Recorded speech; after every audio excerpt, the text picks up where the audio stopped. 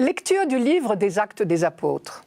En ces jours-là, Pierre, rempli de l'Esprit Saint, déclara : « Chef du peuple et ancien, nous sommes interrogés aujourd'hui pour avoir fait du bien à un infirme. Et l'on nous demande comment cet homme a été sauvé.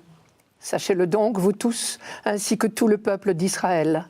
C'est par le nom de Jésus le Nazaréen, lui que vous avez crucifié, mais que Dieu a ressuscité d'entre les morts. C'est par lui que cet homme se trouve là, devant vous, bien portant. Ce Jésus est la pierre méprisée de vous, les bâtisseurs, mais est devenue la pierre d'angle. En nul autre que lui, il n'y a de salut, car sous le ciel, aucun autre nom n'est donné aux hommes qui puisse nous sauver. »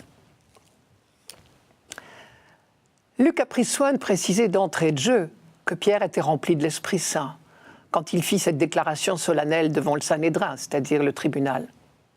Cela veut dire, premièrement, que ce que dit Pierre est particulièrement important, et deuxièmement, qu'il lui faut un certain courage. Je vous rappelle le contexte. Ceci se passe après la guérison d'un boiteux au temple de Jérusalem, près de la Belle Porte. Aussitôt après ce miracle, Pierre avait improvisé un discours dans lequel il disait aux Juifs qui l'écoutaient : « C'est ce Jésus crucifié par vous et ressuscité qui vient d'opérer ce miracle sous vos yeux par notre intermédiaire, à nous, ses apôtres. Il est vrai que vous n'avez agi que par ignorance, et Jésus lui-même vous a pardonné. À preuve, sa phrase sur la croix : « Père, pardonne-leur, ils ne savent pas ce qu'ils font. » Vous n'avez plus qu'à vous convertir à votre tour. Ce petit discours en a effectivement converti un certain nombre. Mais il n'a pas été du goût de tout le monde, ce qui se comprend.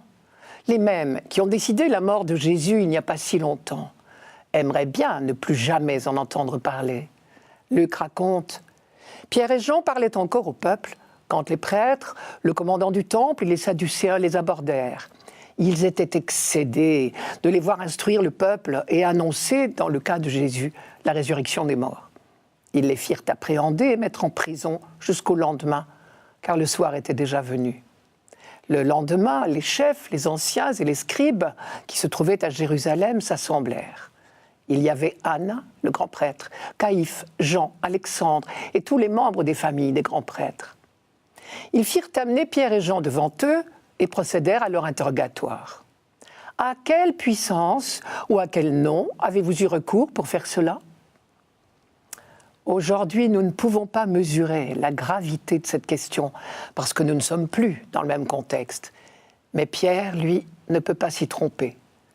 Dans le cadre de la lutte farouche menée dans tout l'Ancien Testament contre tout ce qui pouvait ressembler à de l'idolâtrie, de la magie, de la sorcellerie, invoquer un autre nom que celui de Dieu revenait à prier à un autre Dieu. C'était de l'idolâtrie et donc cela méritait la lapidation.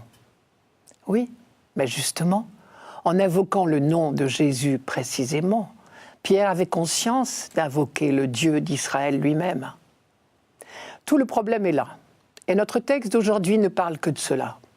C'est l'Esprit Saint lui-même qui inspire à Pierre sa réponse. On nous demande comment cet homme a été sauvé. Sachez-le donc, vous tous, ainsi que le peuple d'Israël. C'est grâce au nom de Jésus le Nazaréen. En dehors de lui, il n'y a pas de salut. Son nom, donné aux hommes, est le seul qui puisse nous sauver. Pierre n'y va pas par quatre chemins. Il reconnaît avoir invoqué le nom de Jésus, et ce qui revient au même, il lui décerne le titre de sauveur, qui était strictement réservé à Dieu.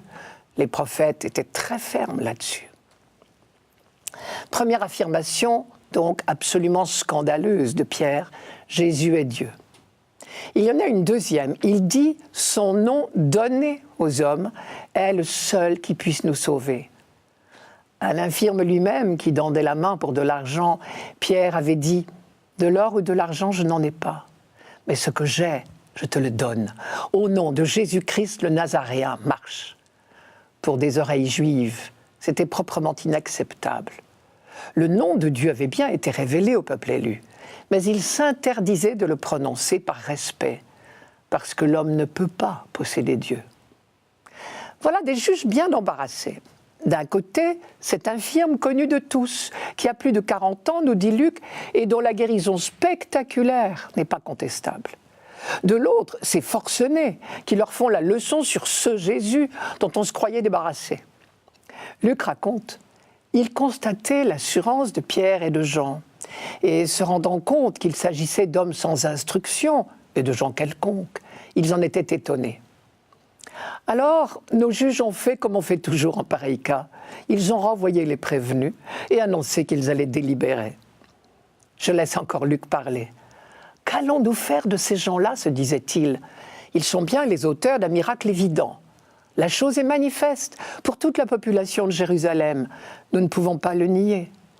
Néanmoins, il faut en limiter les suites parmi le peuple. Nous allons donc les menacer pour qu'ils ne mentionnent plus ce nom devant qui que ce soit. » Ils les firent alors rappeler et leur interdirent formellement de prononcer ou d'enseigner le nom de Jésus. Mais rien ni personne n'a plus jamais pu faire taire les témoins du Christ, et cela grâce à la force de l'Esprit Saint. Dernière remarque, le nom de Jésus est donné aux hommes, dit Pierre. Chrétiens, nous portons le nom même du Christ, son nom nous est confié, d'où notre responsabilité d'annoncer le salut.